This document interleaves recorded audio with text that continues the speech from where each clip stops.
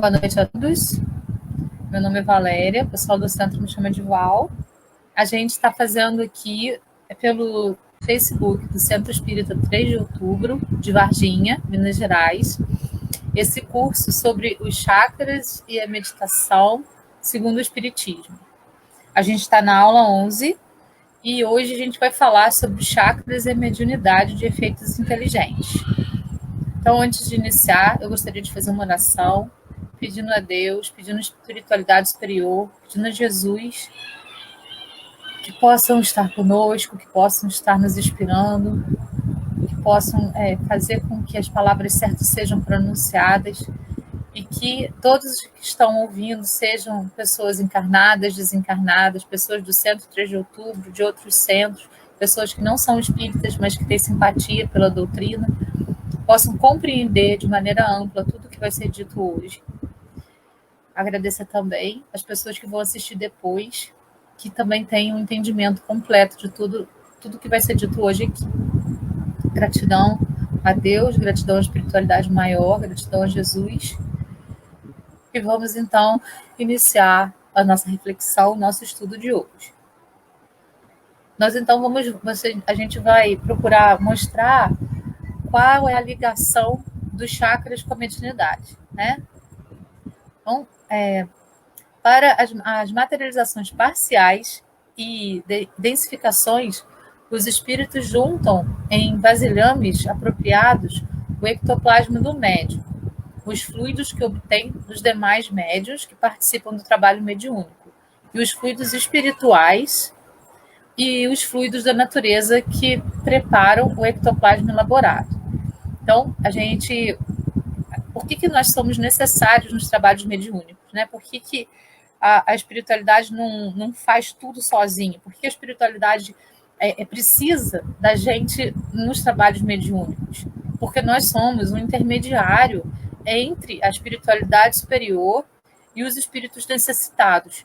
Porque os espíritos necessitados, eles precisam, para reconhecer uma ajuda, para reconhecer aquele que está levando alguma coisa para ele precisa, a espiritualidade superior precisa do ectoplasma nosso para que esse espírito necessitado, então, reconheça que existe ali uma ajuda sendo direcionada a ele. Porque eles estão numa situação tão precária, esses irmãozinhos, que muitas vezes eles não conseguem visualizar os espíritos com porque os espíritos elevados estão aqui em cima, então eles não conseguem visualizar. Nós, com o nosso plasma, conseguimos, então, chegar mais próximo deles. Mas, lembrando, se é um processo mediúnico, a gente tem a ajuda da espiritualidade superior, certo? Então, sempre essa comunhão com a espiritualidade superior, a gente fazendo sempre o mediúnico é feito junto com a espiritualidade superior. Senão vira um trabalho anímico, um trabalho próprio nosso. E aí existe um desgaste de energia efetivamente. Mas com a espiritualidade junto, a gente tem uma comunhão de energias que vão suprir e vão fazer uma troca energética para que a gente possa, então, conduzir o trabalho. Por isso a espiritualidade superior precisa de nós, porque o ectoplasma, que é fruto do fluido do planeta que a gente está habitando. No caso da Terra, é fruto do fluido da Terra. Então, a mediunidade, né, ela é dos mediúnicos, que são físicos, intelectuais e anímicos também, que vão inserir sobre objetos, sobre, enfim, coisas, né, como as mesas girantes, né, de Kardec, tudo aquilo é efeitos anímicos, efeitos físicos.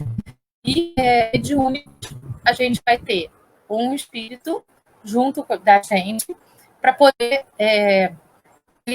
exercer sobre nós efeitos intelectuais e físicos também. A gente vai ver hoje a mediunidade de efeitos intelectuais, ou seja, inteligente, e não a mediunidade de efeitos físicos, que vão incidir sobre objetos, sobre coisas. A gente vai ver as de efeitos intelectuais, as de efeito inteligente. Lá no livro dos médiuns,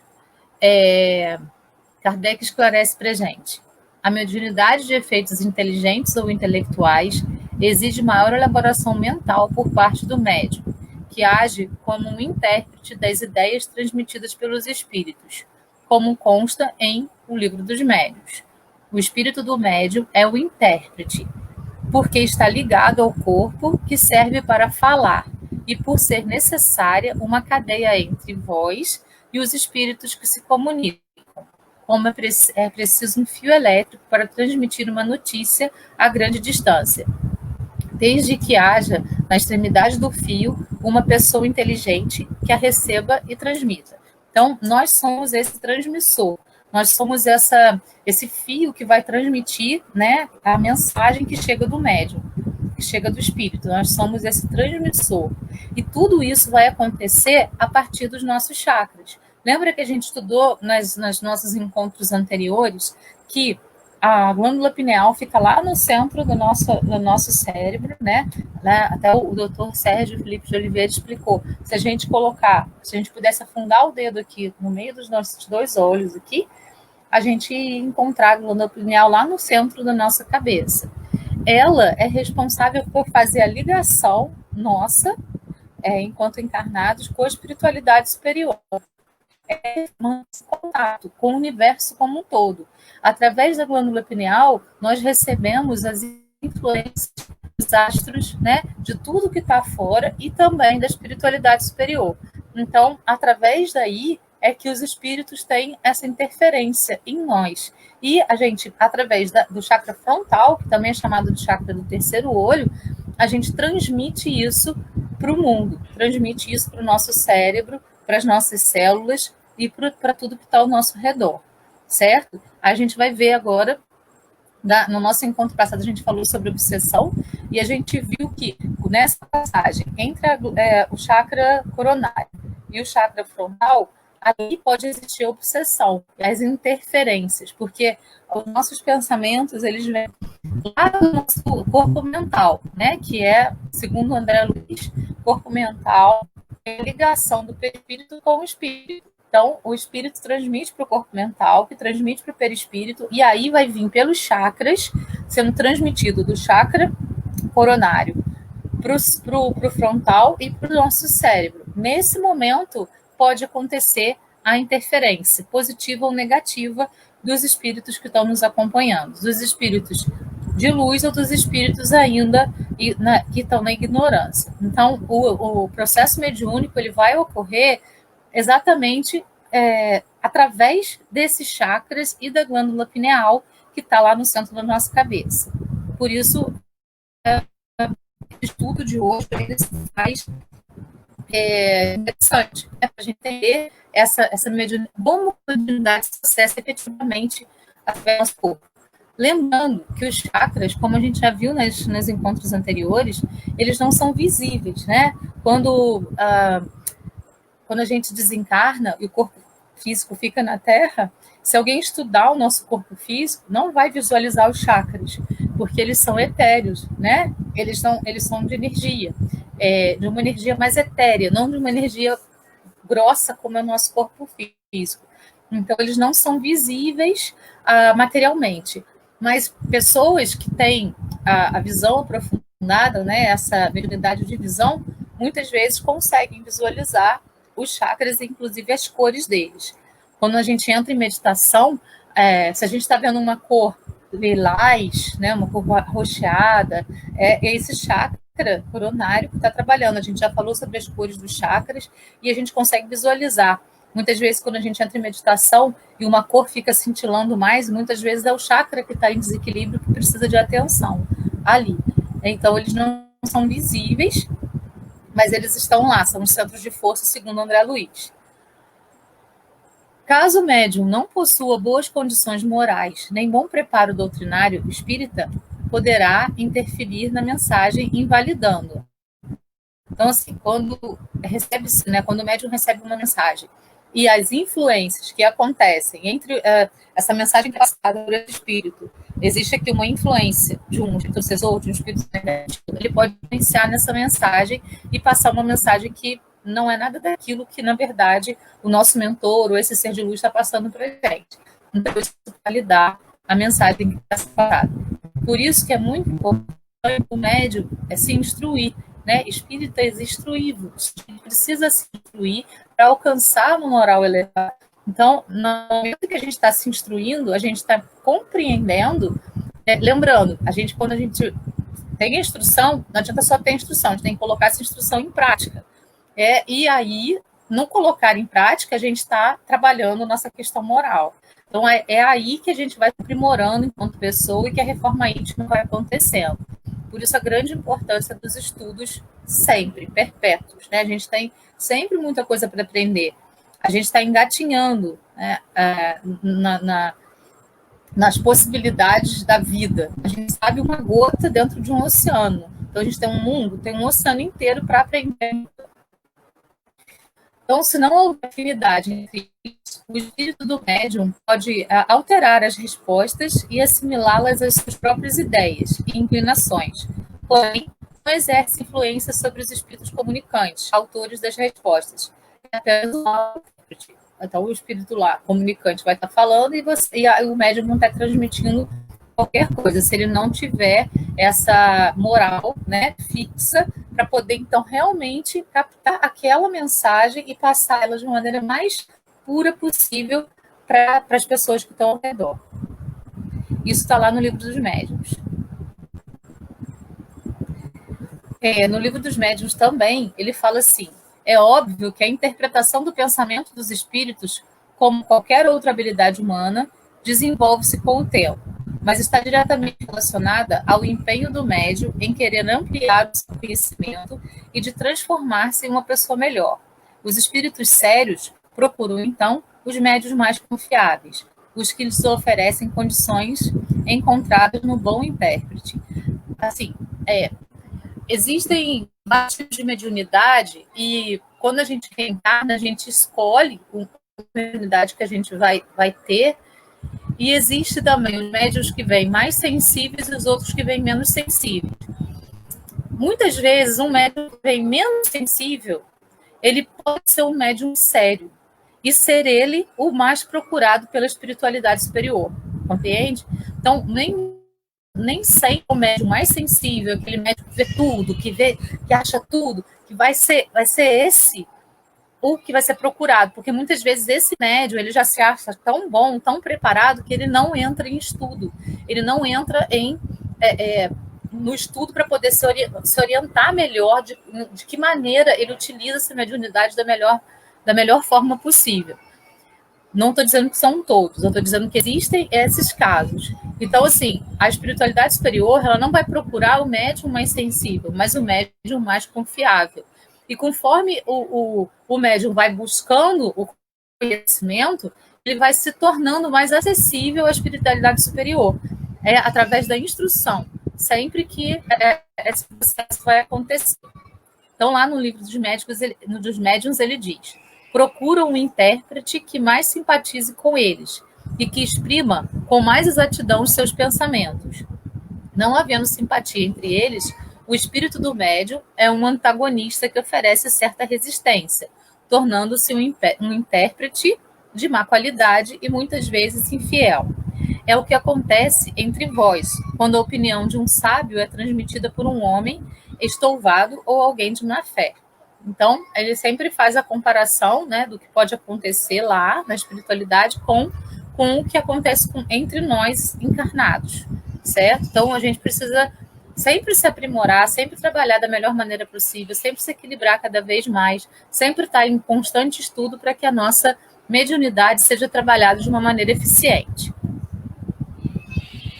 Então, né, dentro das perspectivas aí dos chakras, como eu falei para vocês, a comunicação ela vai acontecer do espírito comunicante, que vai enviar o pensamento, e lembra, quanto mais curtas as ondas, mais elevado é o espírito que está falando com a gente, quanto mais longas as ondas, o espírito menos elevado, né, o espírito mais ignorante está falando com a gente. Então, os nossos pensamentos precisam estar em ondas curtas. Quando ele está em ondas curtas, é porque a gente está em oração, quando a gente está tranquilo, quando a gente está equilibrado, quando a gente está em harmonia para receber, então, essa inspiração que vem aí do espírito comunicante. Então, ele envia esse pensamento para a gente, aí vai entrar pelo chakra coronário, pela glândula pineal, vai fazer a comunicação com o chakra frontal, né? E aí vem para o corpo físico. E aí o médium vai ter uma ação, certo? E dependendo do tipo de mediunidade que ele tenha, ele pode psicografar, ou ele pode falar, né? Enfim, existem várias maneiras do médium expressar aquilo que veio como inspiração de um espírito comunicante. Aqui a gente tem a glândula pineal, a localização dela dentro do nosso cérebro, né? Ela é responsável por essa comunicação com o mundo espiritual. Aí, o gráfico que eu fiz aqui para vocês, então a gente tem o espírito, que vai... Essa questão dos espíritos, dos corpos espirituais, dessa comunicação, ela está lá em Evolução em Dois Mundos, né? O livro que o Chico psicografou, enviado pelo André Luiz. Então, o espírito, que é nossa parte mais etérea, se comunica com o corpo mental. O corpo mental é o que liga o espírito ao nosso perispírito. Então, ele é um intermediário aqui. E ele envia a mensagem, então, através do chakra coronário, que vai enviar a mensagem para o chakra frontal, aqui dentro do perispírito ainda. Nesse momento, que você tem a mensagem enviada pelo coronário para o frontal, é que isso vai passar para o nosso corpo físico. Essa mensagem que veio aqui do espírito. E nesse momento é que podem ter as interferências. As interferências positivas ou negativas, que são as obsessões. E as positivas, que são os espíritos de luz que nos acompanham. E nesse momento, então, é passada a mensagem para o nosso cérebro. E essa, segundo André Luiz, todos os nossos pensamentos vão ficar gravados nas nossas células para o restante da nossa existência, certo? Então, tudo que a gente pensa, tudo que está no nosso cérebro, tudo que a gente realiza aqui, é passado para as nossas células, e esse tem um caminho de volta também, tá vendo? Vai passar para lá e vai ser gravado no nosso corpo mental também. Então, por isso que muitas vezes lembranças de vidas passadas vão acontecendo na nossa vida, porque como você tem essas lembranças aqui do corpo físico que volta também através dos chakras para o nosso corpo mental, aqui fica gravado todas as nossas experiências, tudo que já aconteceu com a gente em várias encarnações. Quando a gente reencarna, a gente se esquece disso aqui, mas está gravado no nosso corpo mental, certo? E muitas vezes a gente tem alguns insights e a gente lembra de algumas coisas que aconteceram para ajudar a gente na encarnação que a gente está. Então, aqui tem um gráfico que mostra, né, a glândula pineal, aqui o eu espiritual, mente superior, mente inferior, a mensagem vai ser transmitida pelo chakra frontal e vai então chegar no cérebro da gente. Aí, como a gente já viu, né, o chakra frontal é responsável pelo juízo, reflexão e análise, e o chakra coronário, que é o que fica no topo da cabeça, é o responsável pela integração espírito-perispírito, pensamento, reflexão e compreensão. Estação central do perispírito supervisiona todos os outros chakras, até mesmo o da base. Então, ele é o chakra mais evoluído, se vamos dizer, né? O que vai dar esse contato com a espiritualidade superior. Mas não é o único que precisa estar equilibrado. Se os outros tiverem desequilíbrio, desequilibra ele também. Então, todos os nossos chakras precisam estar em equilíbrio para que a gente possa estar também em equilíbrio e receber inspirações de espíritos mais elevados, como a gente viu no nosso encontro passado. Cada pessoa possui uma assinatura energética compatível com aquilo que pensa, sente e acredita. Por meio desse campo elétrico, os seres humanos se atraem ou se repelem e se influenciam mutuamente a nível psíquico, emocional e espiritual. Aí aqui a gente tem uma imagem do nosso cérebro, da glândula pineal, lá no meio do nosso cérebro, né? Então, aqui a gente tem o tálamo, o hipotálamo. Então, está tudo interligado aqui para fazer essas comunicações e as funções hormonais do nosso corpo acontecer. A glândula pineal, localizada no hipotálamo, é secretora de hormônios do hormônio melanina. funciona como conexão do sistema límbico, emoções, às outras áreas do cérebro. Não existe ainda um estudo, quer dizer, o doutor o Sérgio Felipe de Oliveira, que é aquele médico psiquiatra que eu já apresentei para vocês, ele faz um estudo aprofundado sobre a glândula pineal. E ele é espírita, então ele tem essa visão, né, bem reforçada da espiritualidade junto a essa glândula pineal e tudo que acontece aí nas questões de mediunidade e tudo mais. Então, ele faz esse estudo bem aprofundado da glândula pineal.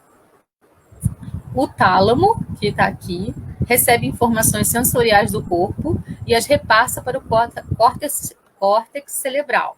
Este envia informações motoras para o tálamo, que posteriormente são distribuídas pelo corpo. O hipotálamo, essa região aqui, liga-se com o sistema límbico, o sistema nervoso e o sistema endócrino, controlando a maioria das funções vegetativas, endócrinas, comportamentais e emocionais do corpo. Está relacionado com a hipófise, com a hipófise mesmo, pituitária, que está aqui, ó, no comando das atividades. Então, tudo isso aí tem a ligação com os chakras, como a gente já falou, né? A gente já viu aí nos nossos encontros anteriores. Então, vamos passar para a parte da mediunidade de efeito inteligente. Lembrando sempre que os efeitos mediúnicos vão acontecer no nosso corpo através desses dois chakras, certo? O chakra coronário, que vai captar as mensagens, e o chakra frontal, que vai transmitir essas mensagens para o nosso cérebro, que aí, então, vai ser transmitida para o restante do nosso corpo e para a exterioridade do nosso corpo. Mediunidade de efeitos inteligentes. A gente tem os médios intuitivos, os audientes, os falantes ou psicofônicos, os psicógrafos, os videntes, os sonambúlicos, os olfativos. Aí a gente vai ver algumas outras também, além dessas, né? Elas não são tão faladas. Essas aqui são as que a gente mais ouve dizer sobre. Então, médios intuitivos. No livro dos médiuns, lá na questão 180, ele fala assim: a transmissão do pensamento se dá por meio do espírito do médium. O espírito livre, neste caso, não atua sobre a mão para fazê-la escrever, não a guia, atua sobre a alma, com a qual se identifica. A alma, sob esse impulso, dirige a mão e esta dirige o lápis.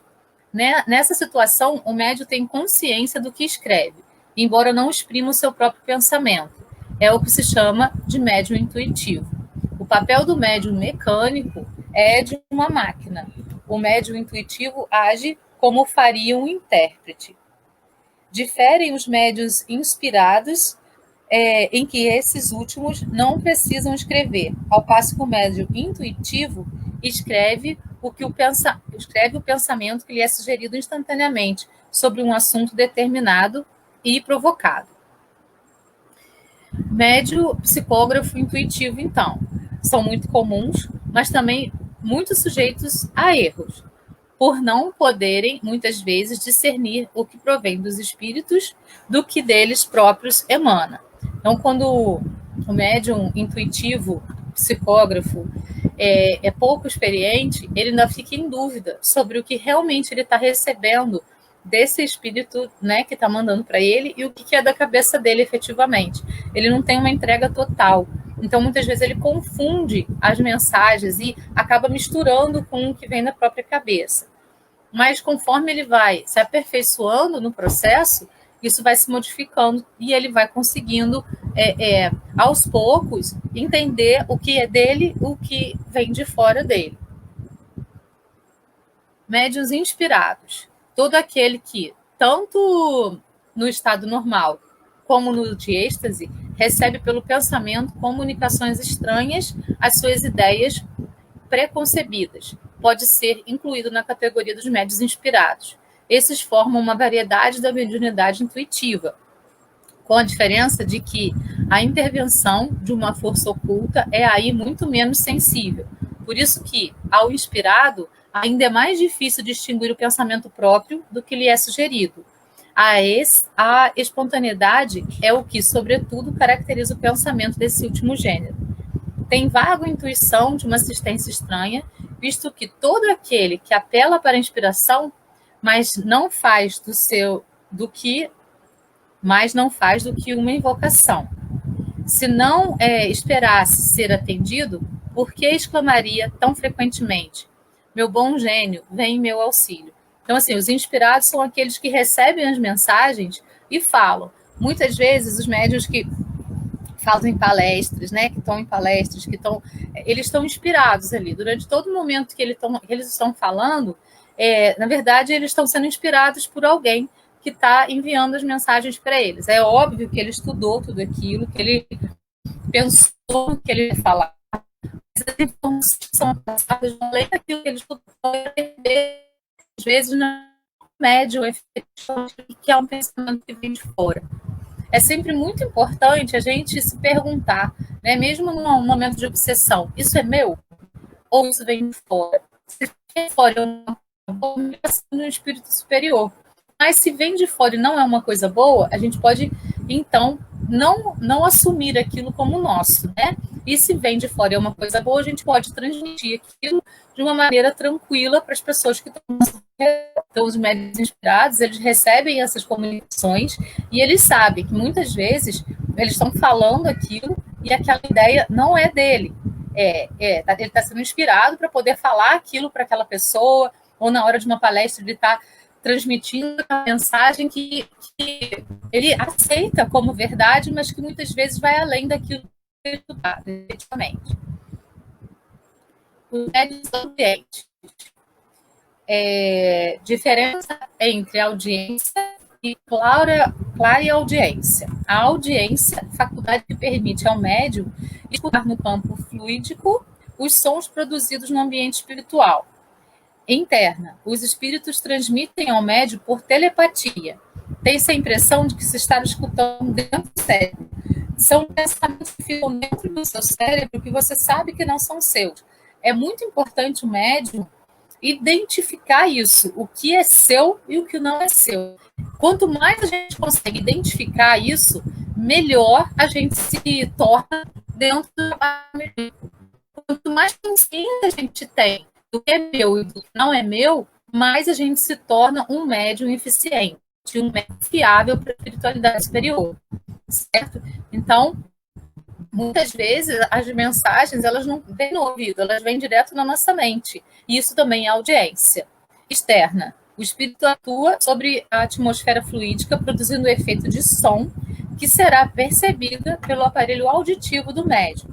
Aí é como se ele escutasse, né, como está aqui, alguém falando com ele, né, como uma voz falando com ele. Nesse outro caso, a mensagem entra na cabeça da pessoa, como se fosse um pensamento, na audiência interna. A audiência externa é realmente uma voz que fala aqui. A clareaudiência é a faculdade anímica, não é mediunidade, que possibilita ouvir sons materiais que ocorrem fora do alcance da audição lógica. Então, é um processo físico, mediúnico, tá? Pode-se escutar a grandes distâncias ou através de obstáculos. Então, é uma capacidade que a pessoa tem. E é alguma coisa que não é algo que seja de todo mundo. Ela tem aquela capacidade de ouvir coisas que estão a longo alcance. É uma capacidade do espírito encarnado, anímica. Quando é anímica, não é mediúnica.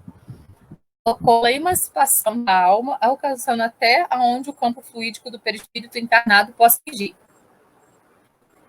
Como o espírito age? Atuando sobre os raios mentais do medianeiro, o desencarnado transmite-lhe quadros e imagens, valendo-se de centros autônomos de visão profunda, localizados no diencéfalo, ou lhe comunica vozes e sons utilizando-se da cóclea. Então, ele vai transmitir direto aqui no cérebro, né, lembrando pelo chakra coronário, ou então pelo ouvido. Mas essa coisa pelo ouvido já entrou no chakra coronário, pelo chakra frontal ela vai ser transmitida pelo ouvido. Todas as comunicações mediúnicas, elas são recebidas pelo chakra coronário, sempre, porque é ele que faz a comunicação entre nós e os espíritos desencarnados. Isso aqui está lá em Mecanismos da Mediunidade, enviado pelo André Luiz. Mecanismos da audiência. Forças magnéticas são aplicadas sobre o seu chakra coronário, sobre o chakra coronário do médium, ativando a glândula pineal e fazendo-a produzir o hormônio melatonina. A melatonina é direcionada para o centro coclear, isolando-o momentaneamente do nível auditivo, que é responsável pela condução dos sons ao cérebro. Em seguida, o mentor espiritual, por processos fluídicos, permite que sons ouvidos espiritualmente pelo médium cheguem até o nervo auditivo físico e, através desse, sejam conduzidos até o cérebro físico, na parte do córtex cerebral responsável pela audição. Assim, o médium passa a ouvir as coisas do mundo espiritual. Então, a gente tem lá o chakra coronário, utilizado para isolar o centro coclear do médium. Os ossos do estribo, da bigorna, do martelo, o chakra frontal, vibrações eletromagnéticas do espírito comunicante, ele vai captar, o tímpano, o nervo auditivo, chakra frontal, utilizado para conduzir os sons perispirituais ao córtex cerebral do médium através do nervo óptico, certo? Então, todas essas comunicações mediúnicas, elas vão ocorrer a partir dos chakras. E é por isso que é tão importante a gente sempre ocupado em estar com os chakras equilibrados. Porque se os chakras estão equilibrados, sua vida, sua qualidade de vida, ela é muito melhorada. E a sua qualidade mediúnica também. Então, os médiuns audientes, eles ouvem a voz dos espíritos, algumas vezes uma voz interior, que faz ouvir no foro íntimo. Outras vezes, é uma voz exterior, clara e distinta, a qual há de uma pessoa viva. Os médiuns audientes podem, assim, travar conversação com os espíritos. Isso está lá no livro dos médiuns. Médiuns psicofônicos. Então, também, no livro dos médiuns, a gente tem os médiuns falantes, aqueles que falam sobre a influência dos espíritos. Nas práticas mediúnicas, atualmente, é a faculdade mais encontrada. Então, assim, nas mesas mediúnicas, quando a gente trabalha em mesas, a gente vê, esses médiuns são muito comuns. São aqueles que recebem a mensagem do espírito e falam. A mensagem, para que o administrador da mesa possa, então, conduzir aquela comunicação da melhor maneira possível. Os médiuns audientes, que apenas transmitem o que ouvem, não são médiuns falantes. Esses últimos, a mais das vezes, nada ouvem. Neles, o espírito atua sobre o órgão da palavra, como atua sobre a mão dos médiuns escreventes. Querendo comunicar-se, o espírito se serve do órgão que se lhe deterá mais flexível no médium. A um toma a mão, a outro a palavra, a um terceiro o ouvido. A passividade de um médium falante não é sempre bastante completa. Há os que têm a intuição do que dizem no próprio momento em que pronunciam as palavras. Kardec denominou a psicofonia de mediunidade falante. É ainda conhecida popularmente como incorporação, mas esse termo poderia sugerir uma falsa ideia de que o espírito comunicante entra no corpo do médium, o que na verdade não acontece. Não existe essa coisa, né, de dois espíritos estarem dentro de um mesmo corpo. Isso não pode. O corpo ele tem um espírito e ele recebe influências de outros espíritos. Aí sim. Então, a incorporação, efetivamente, ela não ocorre. Ocorre uma mensagem que é enviada e aquele médium, então, vai agir conforme essa mensagem. Muitas vezes, eles recebem a mensagem de uma pessoa que está sofrendo muito e eles acabam sentindo até as dores dessa pessoa, mas isso só ocorre no momento da transmissão. Mas não porque o espírito entrou no corpo, porque ele transmitiu essa sensação para o médium. Então, o médium falante, ele também serve como se fosse um alto-falante. O espírito fala e o médium comunica. Muitos médiuns não se lembram do que aconteceu depois da fala, outros têm consciência do que estão falando ali através do que o espírito está comunicando para ele. Então, a gente tem a psicofonia consciente, que é essa em que o médium vai saber tudo que está falando. Semiconsciente, o médium em desdobramento parcial, então algumas coisas, outras não. E o inconsciente, quando o médium volta e fala, nossa, não lembro nada do que eu falei. Então, ele tem um desdobramento total. Mas tá vendo? Não existe incorporação. É sempre uma transmissão através aqui dos chakras. Psicofonia inconsciente. Mentor aplica forças magnéticas sobre o chakra coronário do médium. As forças energéticas sensibilizam e ativam a glândula pineal, fazendo-a produzir melatonina. Sensibilização do centro de força laríngeo. A melatonina é direcionada para a parte do córtex cerebral responsável pela fala e que vai ficar sob seu efeito sedada. Assim, o médium perde o comando sobre o órgão da fala, permitindo que o outro espírito se ligue a este sistema sensório e o utilize. A atuação do mentor espiritual sobre os centros coronários e frontal do dialogador e deixe em direção ao centro cardíaco da entidade comunicante a fim de sensibilizá-lo. Ligação fluídica também entre os centros de força coronária e frontal da médium e comunicante para sua manifestação e controle. Então, aqui a gente tem o mentor, né, trabalhando na pessoa que está administrando a mesa e a médium comunicante tendo lá a ligação com o espírito comunicante. Tá vendo? Tudo através dos chakras, ó. Médium psicógrafo. No livro dos médiuns também, ele coloca lá, de todos os meios de comunicação, a escrita manual é o mais simples, mais cômodo e mais completo. Para ele, devem tender todos os esforços, porquanto estabeleçam com os espíritos relações tão continuadas e regulares como os que existem entre nós. Quanto mais afinco deve ser empregado quando é por ele que os espíritos revelam melhor sua natureza e o grau de seu aperfeiçoamento, ou da superioridade. Pela facilidade que encontram em exprimir-se por esse meio, eles nos revelam seus mais íntimos pensamentos e nos facultam julgá-los e apreciar-lhes o valor. Para o médium, a faculdade de escrever é, além disso, a mais suscetível de desenvolver-se pelo exercício. Então, o médium psicógrafo, ele precisa estar sempre em exercício para ir aprimorando a técnica de escrever e para poder separar também o que é pensamento dele do que é pensamento do espírito que está enviando para ele aquela mensagem, para não confundir tudo isso e ele não interferir na mensagem mediúnica.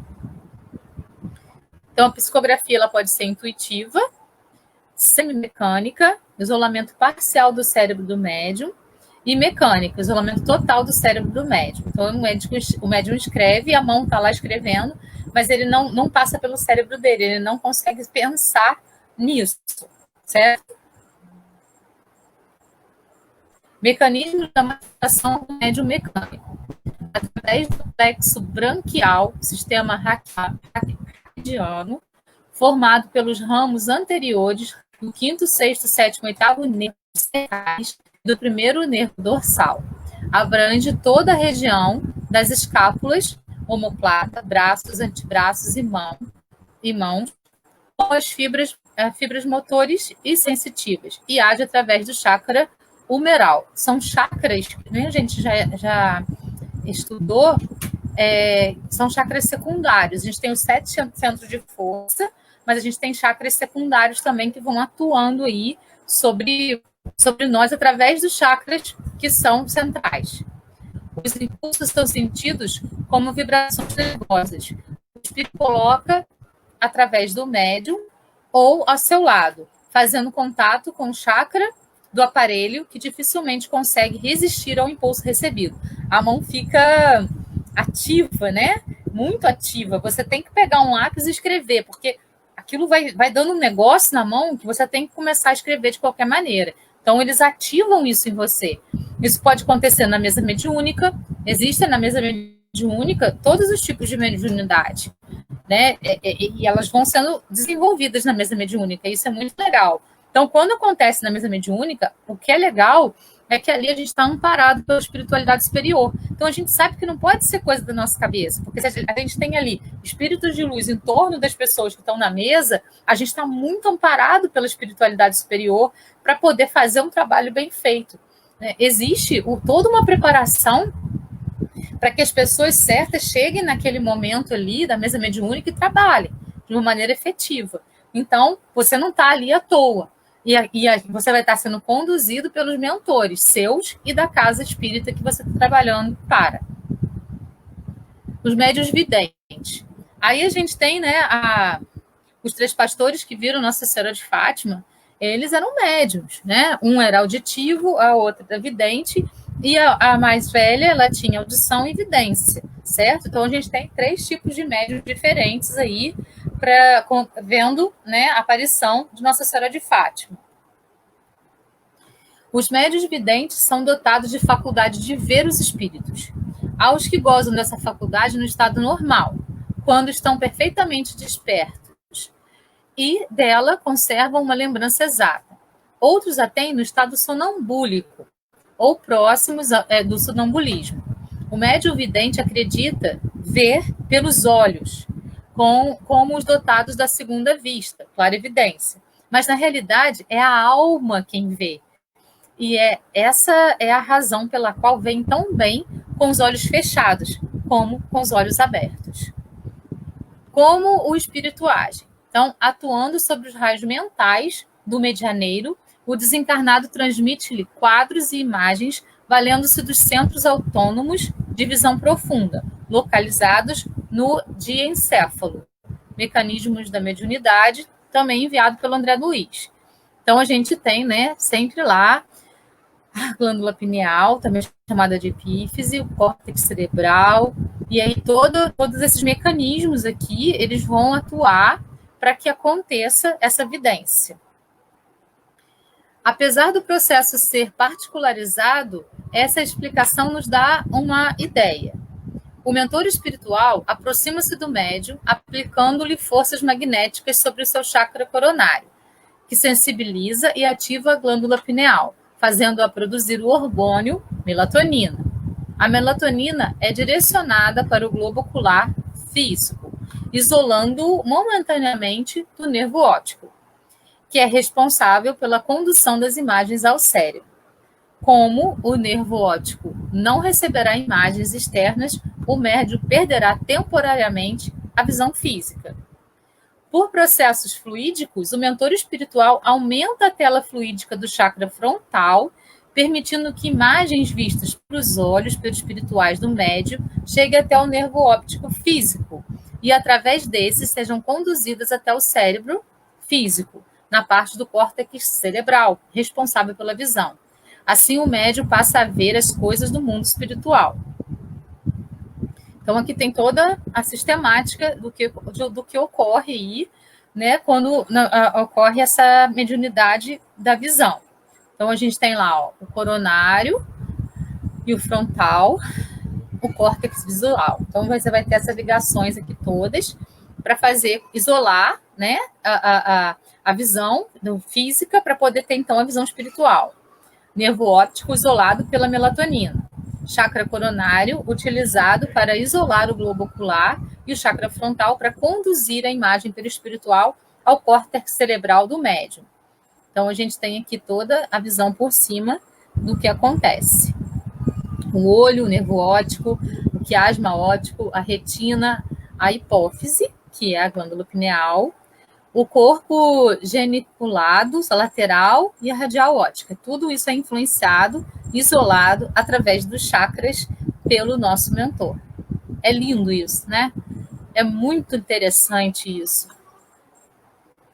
Aí aqui a gente tem uma outra visão, o nervo óptico isolado pela melatonina, aqui, ó. O chakra coronário utilizado para isolar o globo ocular e o chakra frontal para conduzir imagens perispirituais ao córtex cerebral do médium. Entendo? A visão passa a ser espiritual e não mais física. Olha que lindo que é isso.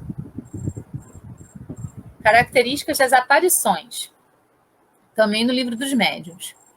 As manifestações visuais poderão se dar a qualquer hora do dia. A claridade do sol poderá apagar uma apuração pouco nítida, e daí o fato de, durante a noite, serem melhor observadas. Apresentam-se geralmente sob uma forma vaporosa e diáfana, algumas vezes vaga e indecisa. À primeira vista, frequentemente, é um clarão esbranquiçado, cujos contornos se desenham pouco a pouco. De outras vezes, as formas são nitidamente acentuadas e se distinguem os menores traços fisionômicos, ao ponto de se poder fazer uma descrição muito precisa. Podendo tomar todas as aparências, o espírito se apresenta sobre aquela que melhor o faz reconhecer, se tal é o seu desejo. Assim, embora como o espírito não tenha nenhuma enfermidade corporal, ele se mostrará estropiado, coxo, corcunda, ferido, com cicatrizes, se isso for necessário para se constatar sua identidade. E assim, é muito importante a gente ter noção de que, como o perispírito ele é plástico, ele pode se moldar de várias formas. E existem muitos espíritos zombeteiros que enganam, né, os médiuns menos avisados, ou seja, os médiuns que não estudam. E eles se colocam com a forma de uma pessoa, enviam uma mensagem para ele, e ele nem se dá conta de que muitas vezes aquelas palavras proferidas não seriam da palavra daquela pessoa, que o espírito está se moldando. Né? Então, ele está enganando o médium, e o médium, pouco avisado, não consegue discernir se aquela aparição realmente é daquela pessoa ou não. É muito importante, então, o estudo sobre toda a questão mediúnica, para que a gente possa discernir essas visões e não ser enganado por um espírito zombeteiro, um espírito de má índole, que pode aparecer para a gente num formato que não é dele, só para poder enganar. Né?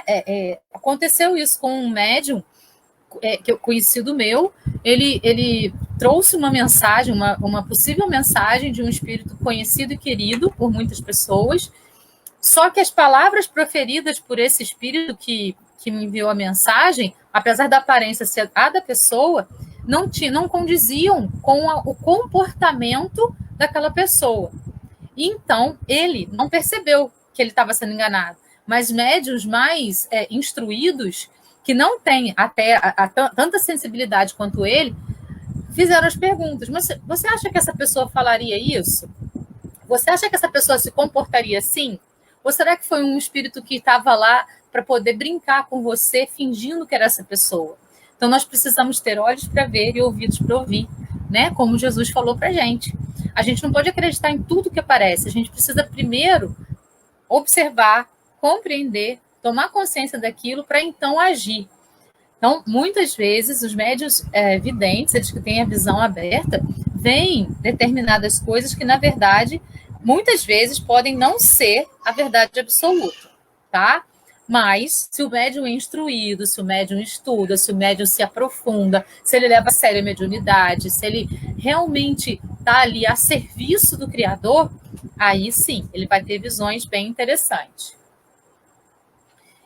Então, ainda nas características das aparições, as partes menos acentuadas são os membros inferiores, enquanto que a cabeça, o tronco, os braços e as mãos são sempre nitidamente observados. Assim, não se vê quase nunca andar, mas deslizar como sombras. Quando a gente vê vultos, né? Quando os irmãos também viram lá Nossa Senhora, viram mais a parte de cima dela, como se ela estivesse flutuando. Quanto ao trajeto, o mais ordinariamente se compõe de uma roupagem determinando ao longo franzido flutuante. Em todo caso, é com uma cabeleira ondulada e graciosa, a aparência dos espíritos que de nada conservam das coisas terrestres. Mas os espíritos vulgares, os que se conheceu, têm geralmente o traje que usavam no último período de sua existência, para que eles sejam mais facilmente reconhecidos. Então, eles vão aparecer para a gente, e eles podem aparecer de qualquer forma. Então, por exemplo, se um espírito não quer ser reconhecido, ele pode aparecer para um vidente com uma forma diferente da que ele teve na última encarnação, para que aquela pessoa não reconheça, não fique tão sensibilizada e escute a mensagem com mais afinco. Mas ele pode aparecer, se ele quiser ser reconhecido, com a aparência da última encarnação, com a roupagem da última encarnação, para que a pessoa, então, identifique com mais facilidade esse espírito. Os espíritos superiores têm uma figura bela, nobre e serena. Os mais inferiores têm alguma coisa de selvagem e de bestial, e algumas vezes carregam ainda os traços de crimes que cometeram ou de suplícios que tenham suportado. O médium é perispíritico. O espírito pode se apresentar sob a forma de animais. Essas manifestações são sempre provocadas por espíritos muito inferiores. Existem relatos, né, de pessoas que veem formas muito estranhas, esdrúxulas, monstruosas mesmo. Esses espíritos geralmente são espíritos muito inferiores energeticamente. Eles não conhecem o bem ainda, não têm a necessidade de assustar aqueles que vêm, né? Então, a zoantropia é o fenômeno em que espíritos desencarnados, devotados ao mal, se tornam invisíveis aos homens sob forma de animais, demonstrando assim sua degradação moral quanto espiritual. Esse processo de transformação também pode se dar através de uma metamorfose perispiritual, processada através de uma indução hipnótica em que o desencarnado, preso em suas culpas, ganha forma animalesca. Em sessões de mesas mediúnicas, nós já presenciamos, né, a presença de cobras que vão subindo assim, no corpo do médium, o médium vai sentindo. Então, se o médium é pouco preparado para estar na mesa mediúnica, ele se assusta e sai correndo. Por isso que é muito importante a gente sempre estudar muito e entender que o espírito não pode fazer nada com a gente, ele está desencarnado. Né? O que ele pode fazer é ter uma influência energética, mas fisicamente não.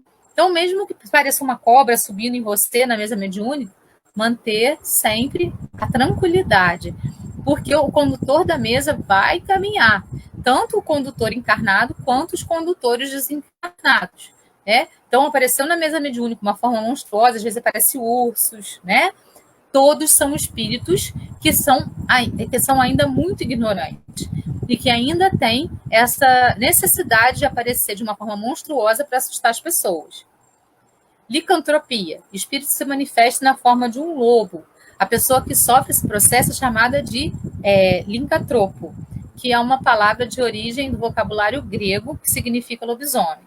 Então, assim, isso tudo são crenças que os espíritos admitem, assumem como verdades, e quando estão desencarnados, eles acabam realmente transferindo isso para o perispírito, que vai poder aquela intuição que ele tem do espírito que o está vestindo ali, certo? Médiuns sonambúlicos. É um estado de independência do espírito, emancipação da alma, mais completo do que no sonho. Estado em que maior amplitude adquirem suas faculdades. A alma tem, então, percepções de que não dispõe no sonho, que é um estado de sonambulismo imperfeito. Isso está lá no Livro dos Espíritos, na questão 425. Aqueles que no estado de sonambulismo são assistidos pelos espíritos, esses são sonambúlicos. O sonâmbulo age sob influência de seu próprio espírito. É sua alma que, nos momentos de emancipação, vê, ouve e percebe, fora dos limites dos sentidos. Suas ideias são, em geral, mais justas do que no estado normal. Seus conhecimentos mais dilatados, porque tem livre alma. Esse é o sonâmbulo, aquela coisa que o fulano é sonâmbulo e tal. Isso a pessoa tem essa questão e ela age pelo próprio espírito, pelas próprias percepções que ficam mais aguçadas. O médium, ao contrário, é instrumento de uma inteligência estranha, uma inteligência fora dele, e é passivo, e o que diz não vem de si. Então, quando está em estado, quando é um médium sonambúlico, ele vai transmitir mensagens dormindo que não são dele. Muitos sonâmbulos veem perfeitamente os espíritos e os descrevem com tanta precisão como os médiuns videntes. Isso também está lá no livro dos médiuns. Médiuns olfativos. Faculdade que certos médiuns possuem de sentir odores agradáveis ou não nos mais diversos ambientes. Até mesmo na mesa mediúnica isso pode acontecer. De repente, alguém fala que está num lugar, um lugar assim, assado, aí alguém fala assim, eu estou sentindo um cheiro de uva. Aí ele fala assim, nossa, mas eles estão amassando uva para fazer um vinho. Aí vai tendo aquela comunicação entre mesmo as pessoas da mesa e aquele cheiro vai subindo. Pode ser um odor agradável ou desagradável. Muitas vezes o médium olfativo entra num ambiente que está normal para todo mundo, e para ele está um cheiro extremamente desagradável, você sente, né? Ou então a pessoa se aproxima de você, ela não está com nenhum odor, mas você sente um cheiro estranho na pessoa. Isso é mediunidade. Isso é mediunidade. E como a gente está falando aqui sobre os chakras, vem tudo através dos chakras. Da mesma forma que a gente viu lá como que acontece no olho, acontece no nariz, acontece com as percepções todas. Pelo chakra coronário e pelo chakra frontal, que a mediunidade vai acontecer isolando lá as partes, né, dentro do nosso cérebro, para poder fazer com que aquele canal fique próprio para a mediunidade. Os médios olfativos recebem e distinguem três tipos de odores astrais. O da aura da pessoa, suave e agradável quando há elevação, acre e insuportável em quem está envolto em fluidos pesados por vícios habituais e degradantes.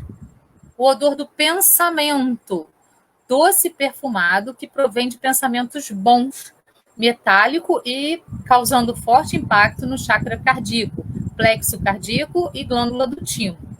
Os dois aqui. Quando se baixa o teu vibratório. O odor dos sentimentos, perfumado de flores quando bons, fétidos quando maus e raivosos.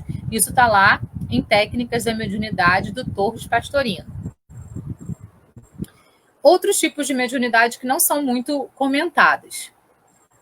A psicometria é a faculdade de perceber o lado oculto do ambiente e ler impressões e lembranças ao contato de objetos e documentos nos domínios da sensação à distância. Isso está lá em Mecanismos da Mediunidade, do André Luiz. Então, a pessoa pega um objeto e começa a ter visões sobre aquele objeto em determinada época, em determinado momento. Aí, por exemplo, a pessoa estava com um relógio aí, como está na imagem, na mão, e aí começa a ver pessoas que têm a ver com esse relógio, cenas que têm a ver com esse relógio. Esse tipo de mediunidade aí. O psicômetra pode descrever acontecimentos ou cenas distantes no espaço e no tempo que estejam relacionados aos objetos psicometrados. Um exemplo é quando se apresenta ao sensitivo um objeto qualquer pertencente a uma pessoa ou de seu uso. E o sensitivo descreve a fisionomia, situação, sentimentos, cenas ou detalhes, outros relacionados com o dono ou usuário do objeto. Lá também em Mecanismos da Mediunidade, mandado pelo André Luiz, ele fala: vamos encontrar no médium de psicometria a individualidade que consegue desarticular de maneira automática a força nervosa de certos núcleos, como, por exemplo, os da visão, da audição, transferindo-lhes a potencialidade para as próprias oscilações mentais. O fluido nervoso, ou força psíquica, a desarticular-se dos centros vitais, incorporam-se os raios de energia mental exteriorizados, neles figurando o campo de percepção que se deseja plasmar, segundo a dilatação da vontade, conferindo ao espírito novos poderes sensoriais. Função anímica ou mediúnica? Ela é anímica quando o psicômetra percebe e descreve estados da matéria, animais e vegetais ligados ao objeto ou coisa psicometrado, doenças ou órgãos afetados da pessoa relacionada ao objeto em análise. E ela é mediúnica se o psicômetra entra em contato com espíritos encarnados ou não, captando telepaticamente os seus pensamentos imantados a objetos, bem como as imagens projetadas. Então, anímico vai ver só a coisa mais materializada. O mediúnico vai ter contato com os espíritos desencarnados, que foram donos daquele objeto, que tiveram contato com ele, e vai ter, então, mensagens que vão ser transmitidas telepaticamente. Psicopictografia é uma manifestação mediúnica pela qual um espírito, através de um médium, se expressa por meio de pinturas ou desenhos. Na mesa mediúnica que eu trabalhava, tinha um médium que desenhava. Então, vinham as inspirações na cabeça dele e ele desenhava aquela cena. Muitas vezes aquela cena tinha relação com o atendimento que tinha sido feito na mesa, o que estava sendo feito na mesa, né? Foi lá no Centro Espírita Francisco de Assis, um centro espírita do Nordeste, eu acho que levou uma médium que pintava, né? Inclusive, eu ganhei um quadro naquele momento lá. Então, eles pintam e, na verdade, assim, ela nem usava pincéis, ela usava a própria mão para fazer as pinturas e é totalmente inspirada. Pintores e desenhistas pintam, desenham coisas sérias sob influência dos espíritos. Falamos de que obtém coisas sérias porque não se poderia dar esse nome a certos médiuns aos quais os espíritos zombeteiros levam a fazer coisas grotescas, que desabonariam o último entre os escolares. Então, né, sempre com coisas sérias, sempre com coisas elevadas, sempre com pinturas que vão trazer algum tipo de mensagem interessante. Os médiuns musicais, faculdade que permite ao médium, seja por uma forma mecânica ou por algum efeito intelectual, registrar composições musicais, que ele vai receber de espíritos. Médiuns poéticos, variedade dos médiuns psicógrafos. São os que, sem obterem versos, recebem comunicação de estilo vaporoso, sentimental, sem qualquer tom de aspereza.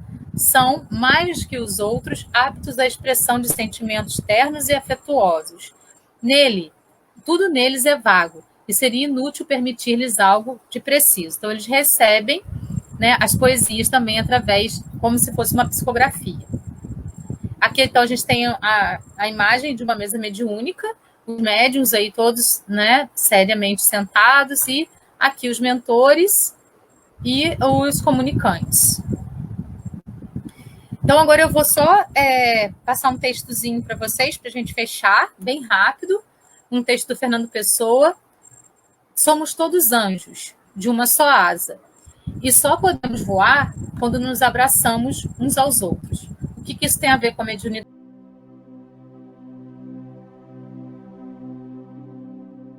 A magia da mediunidade em nossas vidas, numa reflexão de uma frase de Fernando Pessoa, autor português. Somos todos anjos de uma só asa, e só podemos voar quando nos abraçamos uns aos outros.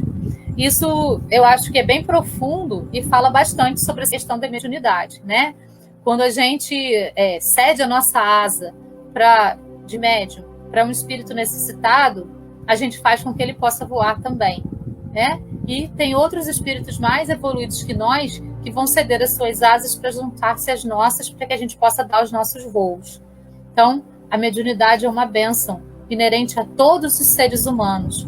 Nós precisamos valorizar e trabalhar no sentido de compreender as nossas capacidades e poder colocá-las a nosso serviço num primeiro momento e a serviço daqueles que necessitam no segundo momento, né? Sem a gente se achar melhor do que ninguém, porque isso todas as pessoas que estão na Terra têm essas capacidades. Só que uns escolhem trabalhar para poder compreender e ir trabalhando com elas, outros escolhem não aceitar. Mas isso não tem que gerar vaidade em ninguém. Isso tem que gerar serviço somente, pura e simplesmente.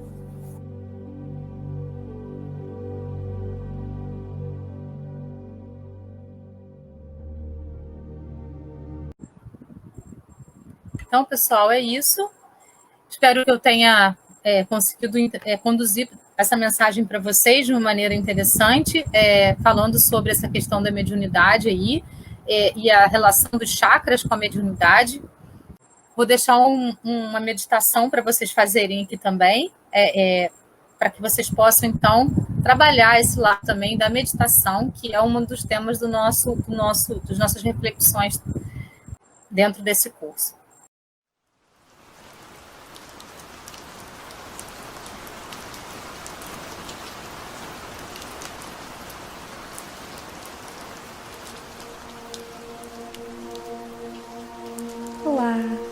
bem? Seja bem-vinda a mais uma meditação guiada.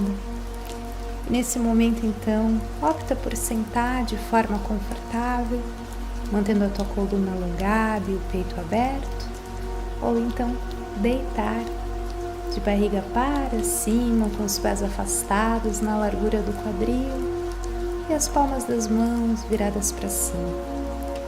Nesse momento, eu te convido a fechar os olhos e te permitir, apenas por alguns instantes, relaxar, trazer a tua consciência para o momento presente e contemplar o aqui e o agora.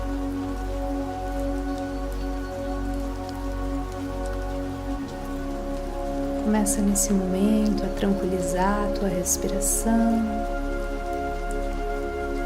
deixando a tua respiração leve, sutil, suave, quase que imperceptível.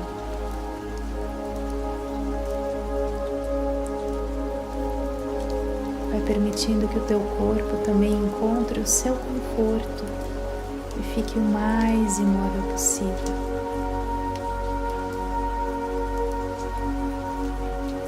Sente os movimentos do teu peito, do teu abdômen, quando tu respira. Tenta sentir todo o teu corpo, estando sentado ou deitado.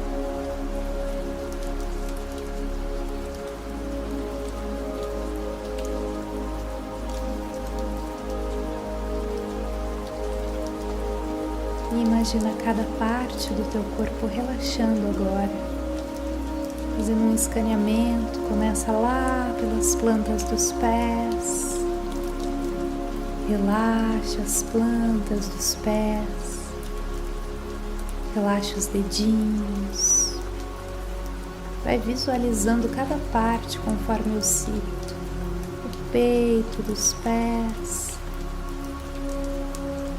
tornozelos, canelas, panturrilhas. Relaxa os teus joelhos, as coxas, a região íntima, o teu quadril. Relaxa a tua barriga, o abdômen. Relaxa nesse momento o teu peito e permite que ele seja tomado por uma sensação de paz, de leveza, de tranquilidade. Relaxa os teus ombros. Tu não precisas carregar o mundo inteiro nas tuas costas. Apenas relaxa os ombros, os braços, cotovelos, antebraços, os pulsos, as mãos e os dedos. Relaxa agora toda a extensão da tua coluna, lombar, cervical, até atingir a tua nuca. Relaxa a nuca, pescoço,